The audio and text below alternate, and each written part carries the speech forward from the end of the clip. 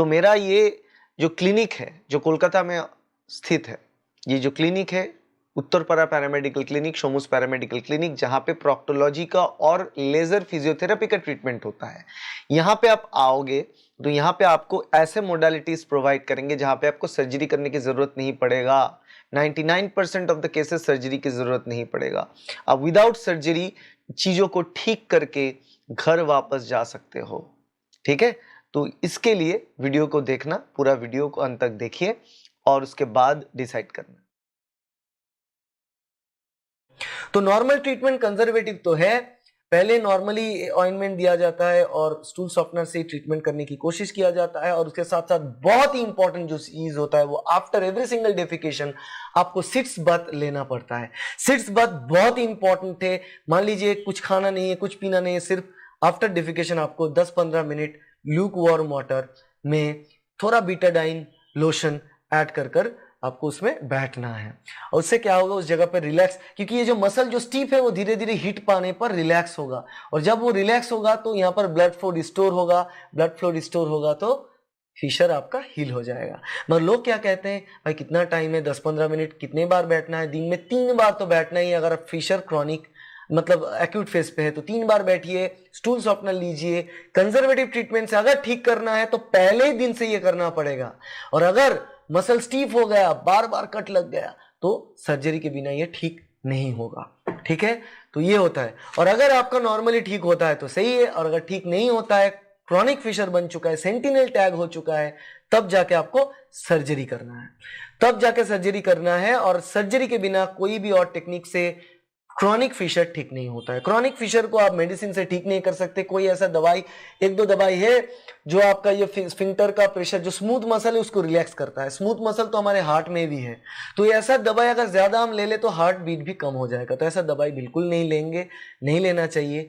तो इंस्टेड हमको सर्जरी ही करना है, क्योंकि ये स्ट्रक्चरल प्रॉब्लम है ना। बहुत से लोग शायद आपको क्लेम करेंगे और देखेंगे यूट्यूब में, दूसरी जगह पर, विदाउट सर्जरी हम फिशर को, क्रॉनिक फिशर को ट्रीट करते हैं, विदाउट सर्जरी फिशुला को ट्रीट करते हैं।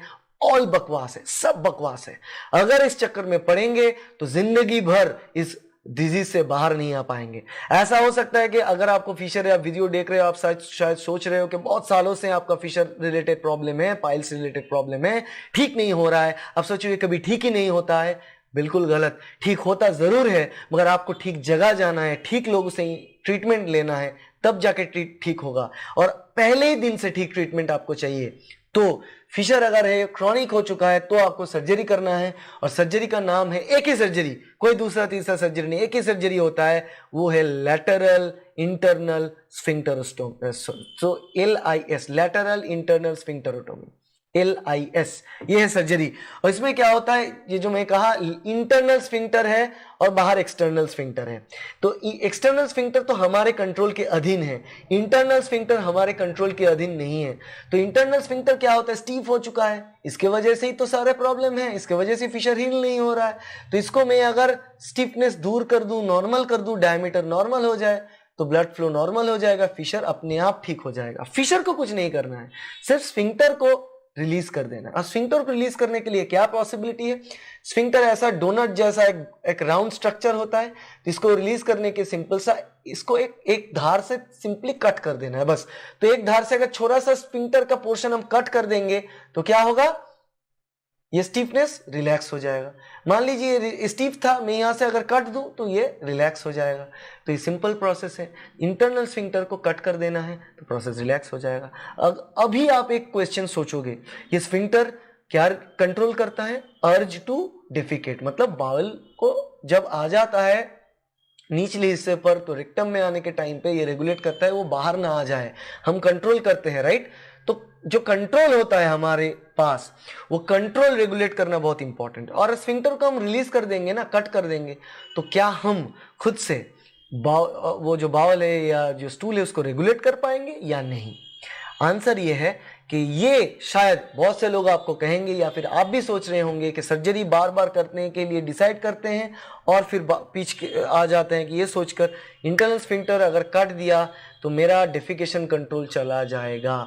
और ये डेफिनेटली अगर डेफिकेशन कंट्रोल चला जाएगा तो वो तो प्रॉब्लम है, क्योंकि बाहर डेफिकेशन कंट्रोल चला जाएगा तो जो है फाट बाहर आ सकता है, स्टूल बाहर आ सकता है, उससे प्रॉब्लम हो सकता है।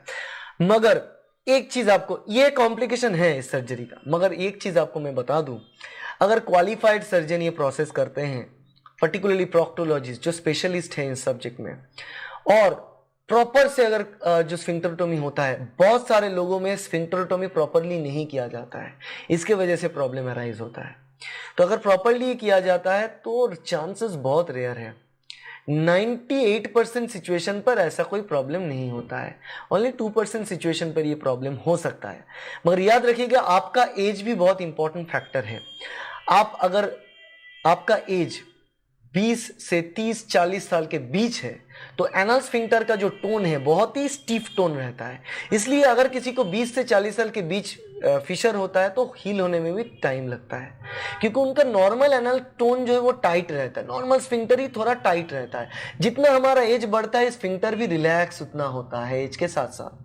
तो अगर किसी का 60 साल के बाद एनल फिशर है, उनको हम ये लैटरल इनलेट स्फिंक्टरोटोमी करते हैं तो उनको ज्यादा चांस रहता है कि जो जिसको हम कहते हैं बाउल इनकॉन्टिनेंस, ओके, इनकॉन्टिनेंस मतलब बाउल लीक हो जाना, इसका चांसेस उनको ज्यादा रहता है। मगर किसी को जो जिनका एज 20 से 30-35 साल के बीच है, उनका एनल टोन इतना टाइट है कि हम अगर एक पोर्शन को भी काट दे तो भी उतना रिलैक्स नहीं होगा एनल स्फिंक्टर, ठीक है। तो ये बात ध्यान रखना, इतना टाइट होने के वजह से ही तो आपको क्रॉनिक फिशर हो चुका है। जनरली अगर 60-65 ईयर का किसी इंसान में ऐसा प्रॉब्लम होता है तो उनको आप देखेंगे कि ज्यादातर ओल्ड लोगों को कॉन्स्टिपेशन रहता है, फिर भी फिशर वगैरह नहीं होता है, क्योंकि उनका जो एनल स्फिंक्टर है वो बहुत ही रिलैक्स्ड होता है, एज के साथ वो रिलैक्स्ड हो जाता है। और अगर उनको फिशर होता भी है तो खुद ब खुद हील होने के चांसेस ज्यादा रहते हैं, ठीक है। तो ये बात होता है। तो अगर आपको करना ही है तो ऐसा प्रोसेस है lateral inter sphincterotomy, okay, lateral internal sphincterotomy, anal sphincterotomy भी आप कह सकते हो। ये नॉर्मल प्रोक्टोस्कोप इंसर्ट कर दिया जाएगा, और ये देखो कि आप प्रोक्टोस्कोप इंसर्ट करने के बाद एक छोटा सा कट किया जाएगा बाहर के स्किन पर, ठीक है। उसके बाद यहाँ पर आप देख सकते हो कि रेड कलर का अंदर की तरफ जो है रेड कलर का, ये है रेड कलर का, ये फिशर है, मान लीजिए ये फिशर है और ये फिशर है, तो फिशर से एक एंगल में, नॉर्मली 90 डिग्री एंगल में हम ये कट करेंगे, स्किन में पहले कट करेंगे। यहाँ पर रेड कलर का फाइबर नजर आ रहा है, ये फाइबर कौन सी फाइबर है, ये फाइबर है हमारा लैटरल इंटरनल जो स्फिंक्टर है उसका फाइबर है। तो इस फाइबर को हम क्या करेंगे, बाहर निकालेंगे। यहाँ पर आप देखो इस फाइबर को थोड़ा हम बाहर निकालेंगे, बाहर निकालने के बाद ऐसे स्कैल्पेल से ऐसे ऐसे ऐसे हम धीरे से कट कर देंगे। जब इसको हम कट कर देंगे इंस्टेंटली, ये देखिए नॉर्मल एनल टोन अगर इतना सा हो चुका है, और एक ऐसा होता है कि क्रॉनिक एनल फिशर में एक उंगली भी ठीक से नहीं पहुंचता है। जब भी हम थोड़ा सा कट कर देंगे धीरे वो रिलैक्स हो जाएगा, तब भी 3 या 4 उंगली एक साथ क्रॉस कर सकते हैं। तो ये सर्जरी के साथ साथ इंस्टेंटली वो जो स्फिंक्टर्स का स्पैज्म है, मसल स्पैज्म मतलब मसल को स्टीफ हो जाना, वो इंस्टेंटली रिलीव हो जाता है। मगर हाँ, यहाँ पर आप कह सकते हो कि एक तो मेरा ये फिशर था, मेरा फिशर मतलब यहाँ पर ये जो फिशर वो इटसेल्फ एक कट था, उसको ठीक करने के लिए डॉक्टर और एक कट कर दिया, तो कैसे 2 कट ठीक होगा। देखिए जो कट था वो तो ठीक हो जाता, वो क्यों ठीक हो नहीं पा रहा था, क्योंकि वहां पर ब्लड सप्लाई ठीक से नहीं आ रहा था।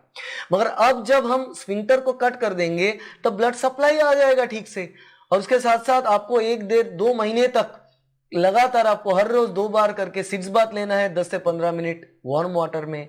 उसके साथ साथ स्टूल सॉफ्ट रखना है, उसके साथ साथ थोड़ा बहुत एक्सरसाइज करना है, ये सब करना है। ये एक टाइम कंज्यूमिंग प्रोसेस है, ये आप करोगे तो टोटल ये एनल फिशर रिकवरी होने में 2 से 3 महीना टाइम लगता है, ठीक है, 2 से 3 महीने, ठीक है।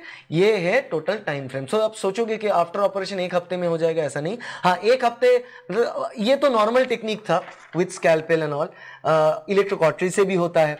और अगर ये सब से हो रहा है तो आपको नॉर्मली 7 या 10 दिन लगेगा बिस्तर से उठकर नॉर्मली काम करने में, जॉब ज्वाइन करने में। और अगर आप लेजर से करवाते हो, जो मॉडर्न ट्रीटमेंट है, जो करने में 10 से 15 मिनट लगता है, ये भी करने में 10-15 मिनट ही लगता है, लेजर से 5 मिनट लगता है करने में।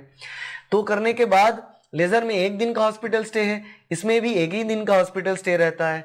कभी कभी किसी जगह पर तो लेजर से उसी दिन रिलीज कर दिया जाता है, और उसके बाद जब आप घर आओगे तो नॉर्मल प्रोसेस रहेगा। लेजर से होगा तो अगले ही दिन से आप घर में सारे काम कर सकते हो।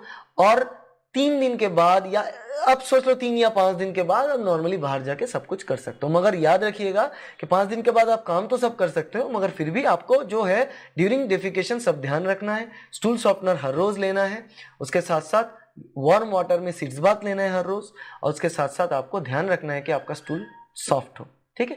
और जो एंटीबायोटिक्स, जो आपका मेडिसिन दिया जाएगा आफ्टर सर्जरी, वो आपको 5 दिन का कोर्स रहता है, वो आपको नॉर्मली फॉलो करना है। तो यही रहता है नॉर्मल सा सर्जरी का प्रोसीडियर। और सर्जरी जो लोग डरते हैं उनको मैं कह दूं कि अगर आप लेजर से करते हो तो उसका प्राइस जो ज्यादा रहता है, और अगर आप कन्वेंशनल मोड करते हो उसका प्राइस कम रहता है। कन्वेंशनल मोड में अलग अलग जगह में अलग अलग प्राइस है, लेजर मोड में प्राइस ऑब्वियसली तकरीबन डबल होता है, मगर उसमें बेनिफिट ये होता है कि उसमें दर्द बहुत ही कम होता है सर्जरी में। एक्चुअली एक बात कहें तो फिशर के टाइम पे जितना पेन फिशर होने के टाइम पे होता है, नॉर्मली डिफिकेशन के टाइम पे होता है ड्यूरिंग फिशर, उससे तो कहीं गुना कम होता है आफ्टर सर्जरी पेन। मतलब मानो कि अगर 10 में से 9 पेन रेटिंग है बिफोर सर्जरी, तो सर्जरी के बाद 10 में से 3 रहेगा पेन रेटिंग। तो ऑलमोस्ट, क्योंकि वो जो पेन होता है वो मसल स्पैज्म की वजह से होता है, जब भी वो स्पैज्म रिलीज हो जाएगा आपका पेन भी कम हो जाएगा। उसके बाद जो पेन होगा धीरे धीरे वो ड्यूरिंग डेफिकेशन थोड़ा बहुत रहेगा, फिर धीरे धीरे वो भी ठीक हो जाएगा।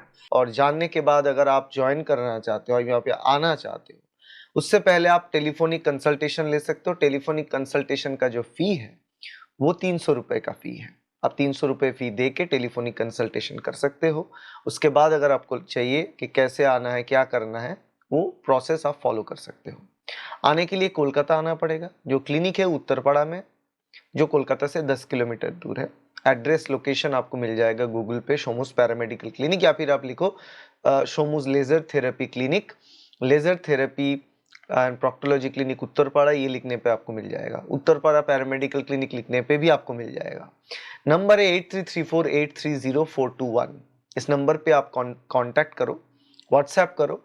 फिर ये जो फी है 300 रुपीज़ का, ये फी डिपॉजिट करना है आपको, उसका स्क्रीनशॉट देना है जीपे फोन पे डिपॉजिट करके स्क्रीनशॉट भेजना है। उसके बाद टेलीकंसल्टेशन लीजिए, और उसके बाद अगर चाहे वो प्रिस्क्राइब्ड वर्जन होगा, आपको प्रिस्क्रिप्शन प्रोवाइड किया जाएगा। टेलीकंसल्टेशन के बाद अगर आपको लगता है कि आप ट्रीटमेंट करना चाहते हो तो यहाँ पे आके ट्रीटमेंट कर सकते हैं।